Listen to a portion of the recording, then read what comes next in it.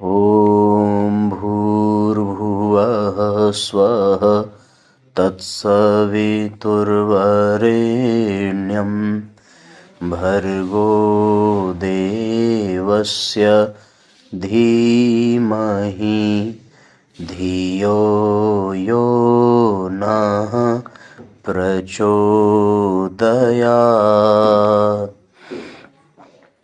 ॐ चैतन्यं शाश्वतं शान्तं व्योमातीतं निरञ्जनं नादबिन्दुकलातीतं तस्मै श्रीगुरवे नमः। ॐ सद्गुरुचरण कमलेभ्यो नमः। परम पूज्य गुरुदेव परम वंदनीय माता जी के दिव्य संरक्षण में विराजमान ऑनलाइन दैनिक स्वाध्याय के आज के सत्र में आप सभी आत्मीय बंधुओं का बहुत बहुत स्वागत, बहुत बहुत अभिनंदन है साथियों। आइए भावपूर्वक आज के सत्र का हम सभी शुभारंभ करते हैं। फरवरी माह की युग निर्माण योजना पत्रिका हम सभी पढ़ रहे हैं और प्रारंभ के कई अध्याय हम लोगों ने पूरे कर लिए हैं। आज अगले अध्याय का क्रम प्रारंभ करेंगे। आज का जो साथियों पहला अध्याय हम लोग पढ़ेंगे वो है नर और नारी परस्पर पूरक। आइए शुभारंभ करते हैं इस अध्याय का। सभी परिजन अधिक से अधिक शेयर जरूर करें, शीघ्रतापूर्वक जुड़ें और अपना नाम अपना स्थान अवश्य चैट बॉक्स में लिखेंगे। अपने जितने भी संपर्क में लोग हैं उन सबको अधिक से अधिक शेयर जरूर करें। परस्पर पूरक हैं नर और नारी। नर और नारी मिलकर पूरा जीवन मानव जीवन बनाते हैं। यद्यपि इनमें थोड़ी विषमता है पर वह पूरक है, इसलिए जरूरी है। साधारणतः किसी जाति के संरक्षण में नारी की उपयोगिता और महत्ता अधिक है। पशुओं में मादा को ही संतान के प्रसव के साथ अपना और उसका रक्षण करना होता है।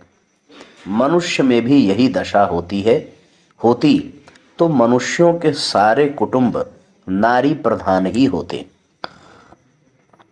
एक जमाने में वे सभी नारी प्रधान थे, किंतु मनुष्य की समाज रचना इतनी विकसित हो गई कि मानव जीवन के निर्माण और समुन्नति के कार्य में पुरुष को भी काफी हिस्सा मिलने लगा। सेवा की दृष्टि से पुरुष नारी के बराबर आ गया। इसलिए मानव जीवन के लिए नर नारी समभाव एक सिद्धांत बन गया। नारी के समान पुरुष के ऊपर भी निर्माण और सेवा के बहुत से काम आ गए। इसलिए पुरुष नारी के समान परस्पर पूरक और बराबर है। इधर कुछ सहस्त्राब्दियों से नर और नारी में एक तरह की विषमता पैदा हो गई है। नारी का सेवा क्षेत्र घर ही रह जाने और पुरुष का सेवा क्षेत्र बाहर हो जाने से नई समाज रचना के अनुसार पुरुष के हाथों में बहुत से महत्वपूर्ण अधिकार आ गए हैं और उन अधिकारों का बड़े विशाल रूप में दुरुपयोग हुआ है। नारी मोक्ष नहीं पा सकती, वह विधवा होने पर पुनर्विवाह नहीं कर सकती, वह पुरुष के बराबर उठ बैठ नहीं सकती, उसको कोई आर्थिक अधिकार नहीं है, किसी तरह के ऊंचे पद उसे दिए नहीं जा सकते, इत्यादि विषमताएं जो कि बिल्कुल अन्यायपूर्ण है, हर घर में घर किए बैठी हैं।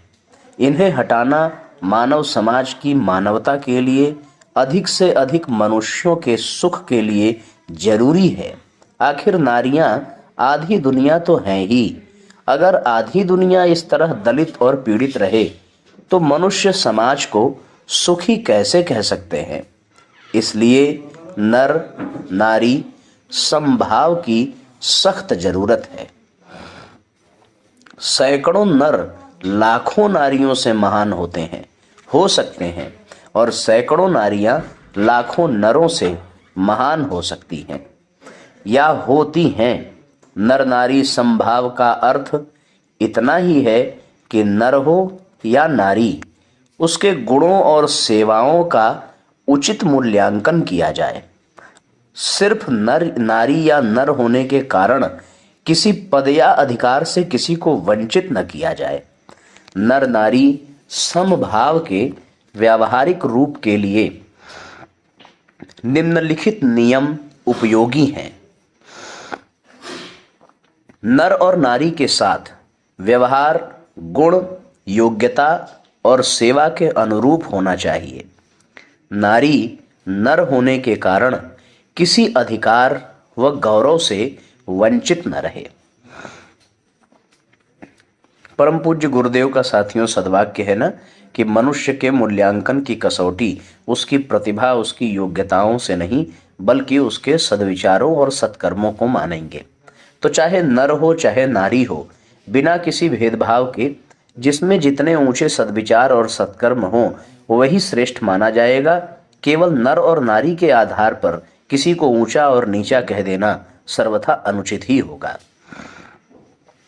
दूसरा नियम, संपत्ति के ऊपर भी नारी का अधिकार तथा पति की आमदनी में भी उसका हिस्सा होना चाहिए। वह सिर्फ खाना कपड़ा आदि पाने वाली नौकरानी ही न रहे।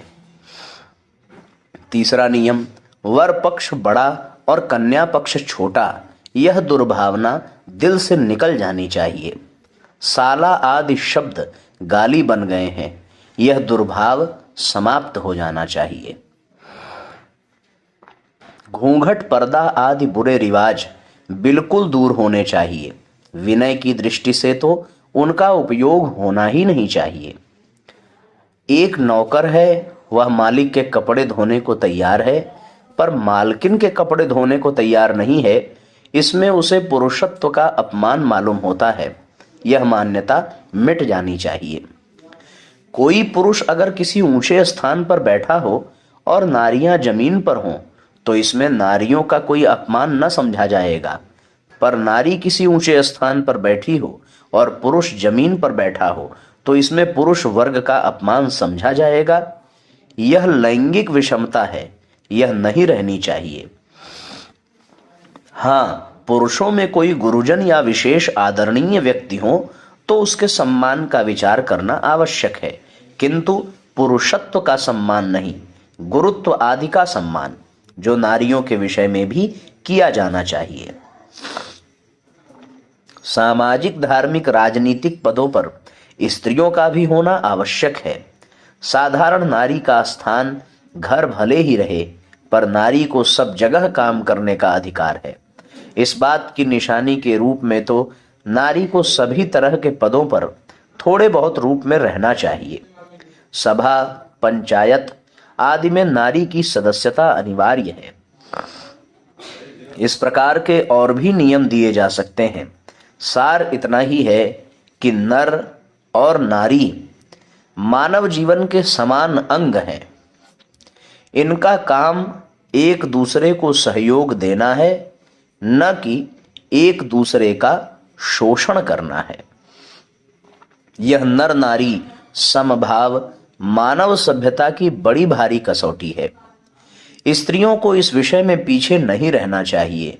उन्हें अबला नहीं सबला बनना चाहिए। दौड़ने का, विभिन्न खेलों का, लाठी आदि चलाने का अभ्यास उन्हें भी करना चाहिए तथा निर्भयता, साहस आदि की प्रवृत्तियों को जगाना चाहिए। ताकत की दृष्टि से जो दीनता की भावना उनमें छोटी अवस्था से पैदा हो गई है वह नहीं पैदा होनी चाहिए। पैदा हो गई तो विवेक के जरिए दूर करनी चाहिए। पुरुष हो या नारी, सभी को बलवान बनने की सख्त जरूरत है। जिस राष्ट्र या समाज के स्त्री और पुरुष बलवान होते हैं वे ही अपना और जगत का कल्याण कर सकते हैं। आदमी धनी भी हो, पंडित भी हो, फिर भी वह निर्बल होने पर जगत की योग्य सेवा नहीं कर सकता। न अपने गौरव और न्याय की रक्षा कर सकता है। हर व्यक्ति को, स्त्री या पुरुष को, हर कुटुंब को, हर समाज को शरीर और मन से बहादुर बनना चाहिए। नर शारीरिक दृष्टि से नारी की तुलना में बलिष्ठ भले ही हो, पर इसके अतिरिक्त हर क्षेत्र में नारी की गरिमा बढ़ी चढ़ी है। भावनात्मक उत्कृष्टता के क्षेत्र में तो वह निस्संदेह पुरुष की तुलना में कहीं आगे है। यदि सृष्टि संचालन की बात का ही भौतिक मूल्यांकन किया जाए तो 1 एकड़ भूमि का मूल्य 5 लाख और उसमें प्रत्युक्त होने वाले 25 किलो बीज का मूल्य 1000 रुपया ही होता है। संतान उत्पादन का श्रेय दिया जाना हो तो वह नारी को ही मिल सकता है। नर तो उस महान प्रक्रिया में मात्र एक स्वल्प सहयोग भर प्रदान करता है, सो भी इतना कम कि उसके बिना भी काम चल सकता है। नर और नारी की समानता आवश्यक है। साथियों, महत्वपूर्ण अध्याय है, विशेषकर उन लोगों के लिए जो पुरुष प्रधान समाज का प्रतिनिधित्व करते हैं और नारी को अपमानित करते हैं। इसलिए यह आवश्यक है कि हम लोग इस पर चिंतन अवश्य करें और हर तरीके से नारी की महत्ता को समझें। आने वाला नवरात्रि का पावन पर्व है। नवरात्रि पर्व ही नारी की महत्ता को बलवान करने के लिए ही आता है। यह अत्यंत आवश्यक है कि हम नारी शक्ति के प्रति बहुत उदार हो जाएं। इसीलिए साथियों, यह नवरात्रि का पर्व आता है और कई परिजनों ने नवरात्रि पर्व के लिए कलश स्थापना के विषय में भी जिज्ञासा प्रकट की थी। तो अवश्य ही पूर्व की भांति आप सब लोगों को कलश स्थापना के लिए पूरा का पूरा ऑडियो रिकॉर्ड करके प्राप्त हो जाएगा। आप अपने घर में बस मोबाइल पर हमारा ऑडियो क्लिप प्रारंभ कर देंगे और बहुत सहजता से आप अपने घर में कलश स्थापना का क्रम संपन्न कर पाएंगे। आपको कोई दिक्कत नहीं होगी। पूरा मंत्र जो है प्रारंभ से लेकर के अंत तक हमारी आवाज़ में आपको रिकॉर्डेड प्राप्त हो जाएगा। आप केवल पूजन सामग्री अपने घर में इकट्ठा कर लेंगे और इकट्ठा करके जैसे जैसे हम निर्देश देते जाएंगे वैसे वैसे आप अपने घर में कलश स्थापना का क्रम संपन्न कर लेंगे। 6 बजे के बाद कलश स्थापना का क्रम है, सो अपने सुविधा अनुसार हर व्यक्ति 6 से 7 के बीच में अथवा 7:30 तक कलश स्थापन का क्रम संपन्न कर लें। उसके लिए आज ही अपने घर में कलश खरीद करके, आम का टल्लो खरीद करके, साफ सुथरी मिट्टी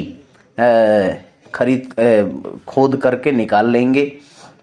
कम से कम 12 अंगुल नीचे खुदाई करने के बाद ही मिट्टी को 12 अंगुल खुदाई करने के बाद ही मिट्टी को नीचे से आप निकालेंगे और उसके बाद मिट्टी को साफ सुथरा करके बिल्कुल शुद्ध बना करके कलश स्थापन के लिए उसे रख लेंगे। सामान्य पूजन की सामग्री रोरी, रक्षा, जनेऊ, घी, माचिस, धूप बत्ती, अक्षत, फूल, यह सारी सामग्री, पान का पत्ता, सुपारी, यह सारी सामग्री आप अपने थाली में सजा करके रखेंगे। उसके पश्चात जैसे जैसे मंत्रोच्चारण के साथ जिन जिन वस्तुओं को चढ़ाने का निर्देश दिया जाएगा आप उन वस्तुओं को चढ़ाएंगे। जिनको किसी दुर्गा सप्तशती का या गायत्री मंत्र के लघु अनुष्ठान का या रामचरितमानस का कोई पारायण करना होगा तो संकल्प के समय में हम उसका भी संकल्प का मंत्र बोल करके आपको भेज देंगे। आप अपने से संकल्प भी कर लेंगे और बहुत आसानी से आपकी कलश यात्रा का सारा क्रम संपन्न हो जाएगा। तो आप उसके लिए बिल्कुल निश्चिंत रहेंगे। आपको आज शाम तक यह ऑडियो क्लिप मिल जाएगी। आप चाहेंगे तो शाम को ही एक बार उसे सुन लेंगे, जिससे अगले दिन सवेरे और सुविधा हो, और इस आसानी से आप कर लेंगे। जिनको अखंड दीपक रखना होगा वे पहले से ही अखंड दीपक सजा करके घी आदि की व्यवस्था पर्याप्त बना लेंगे। जो घी का अखंड दीपक न जला सकें वो तिल के तेल का ही अखंड दीपक जलावें, ठीक है ना। और कोई मन में जिज्ञासा होगी या और कुछ पूछना होगा तो आप, हमारा नंबर आप सबके पास है ही, आप संपर्क कर लेंगे और हमसे पूछ लेंगे, जैसे भी होगा सब संपन्न हो जाएगा, ठीक है ना। तो अब आइए हम लोग 18 सत्संकल्प सूत्र का पाठ करेंगे। उसके बाद साथियों आज के स्वाध्याय को पूर्ण मानेंगे और ईमानदारी पूर्वक पूर्ण रूपेण मन से स्वाध्याय करेंगे। सबको बहुत बहुत धन्यवाद जुड़ने के लिए, सबका बहुत बहुत आभार। आइए गायत्री मंत्र पढ़ करके आज के सत्र को विश्राम दिया जाए। ओम भूर्भुवः स्वः तत्सवितुर्वरेण्यं भर्गो देवस्य धीमहि धियो यो नः प्रचोदयात्। सभी आत्मीय बंधुओं को बहुत बहुत प्रणाम जुड़ने के लिए, बहुत बहुत धन्यवाद जुड़ने के लिए। अब साथियों सत्संकल्प सूत्र इसके बाद स्वाध्याय में ही प्रारंभ होगा, आप उसे सुनेंगे और उसके बाद आज के स्वाध्याय का विश्राम समझेंगे। कल नवरात्रि प्रारंभ हो रही है। कल साथियों यहाँ बिहार में देवी भागवत की कथा का शुभारंभ हो रहा है। तो अभी तो भागवत की कथा चल रही है, उसकी कल पूर्णाहुति है। तो उसके पश्चात 20 तारीख से श्रीमद् देवी भागवत की कथा का शुभारंभ होगा। तो आप सब अपनी सुविधानुसार यदि चाहें तो पूर्ण नवरात्रि पर्यंत देवी भागवत की कथा का श्रवण लाभ प्राप्त कर सकते हैं। और नियम पूर्वक, जैसे कथा 5 साढ़े 5 बजे प्रारंभ होगी और 5:30 बजे से लेकर के 8:30-9 बजे तक कथा का क्रम रहेगा। तो आप चाहें तो एक ही स्थान पर एक ही आसन में बैठ करके अन्य लोगों की भांति, जैसे यहाँ पंडाल में श्रोताजन कथा सुनेंगे, वैसे ही आप अपने घरों में भी, जहाँ आपने कलश स्थापित किया हो, जहाँ आपका पूजा मंदिर हो, वहाँ बैठ करके आप नियम पूर्वक प्रतिदिन कथा का लाभ लीजिए। तो आपको बहुत आनंद आएगा और नवरात्रि में सत्संग का पूर्ण लाभ मिलेगा। इन दिनों गायत्री मंत्र की साधना के विषय में स्वाध्याय करने की परंपरा हम लोगों ने बहुत पहले से ही प्रारंभ की है। तो स्वाध्याय का विषय भी गायत्री मंत्र से ही संबंधित रहेगा, उपासना से ही संबंधित रहेगा, नवरात्रि साधना से ही संबंधित रहेगा। हम लोग वही स्वाध्याय करेंगे। अब आज के लिए इतना ही। सबका मंगल हो। जय राम जी की शुभ रात्रि। ओम भूर्भुवः स्वः तत्सवितुर्वरेण्यं भर्गो देवस्य धीमहि धियो यो नः प्रचोदयात्। हम ईश्वर को सर्वव्यापी न्यायकारी मानकर उसके अनुशासन को अपने जीवन में उतारेंगे। शरीर को भगवान का मंदिर समझकर आत्मसंयम और नियमितता द्वारा आरोग्य की रक्षा करेंगे। मन को कुविचारों और दुर्भावनाओं से बचाए रखने के लिए स्वाध्याय एवं सत्संग की व्यवस्था रखे रहेंगे। इंद्रिय संयम, अर्थ संयम, समय संयम और विचार संयम का सतत अभ्यास करेंगे।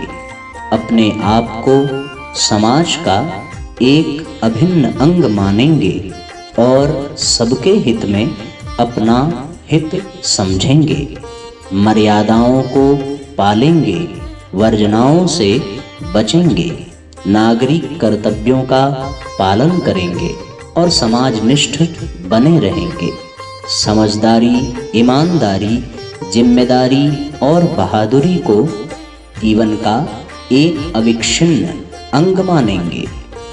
चारों ओर मधुरता, स्वच्छता सादगी एवं सज्जनता का वातावरण उत्पन्न करेंगे।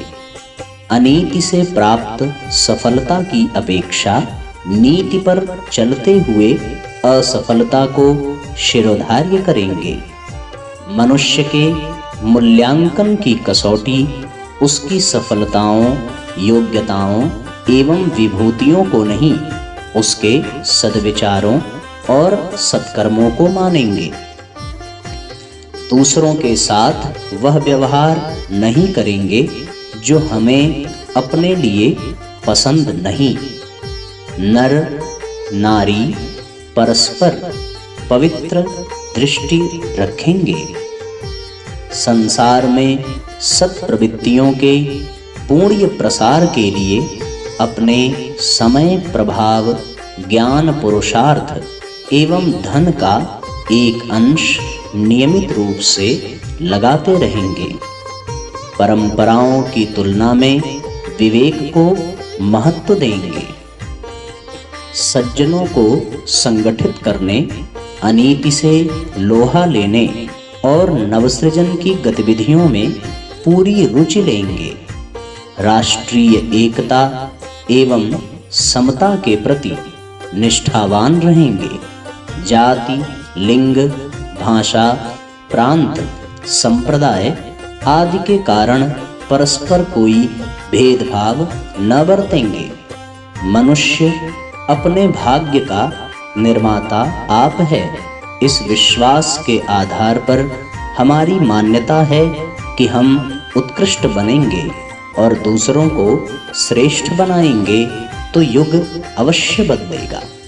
हम बदलेंगे, युग बदलेगा। हम सुधरेंगे, युग सुधरेगा। इस तथ्य पर हमारा परिपूर्ण विश्वास है।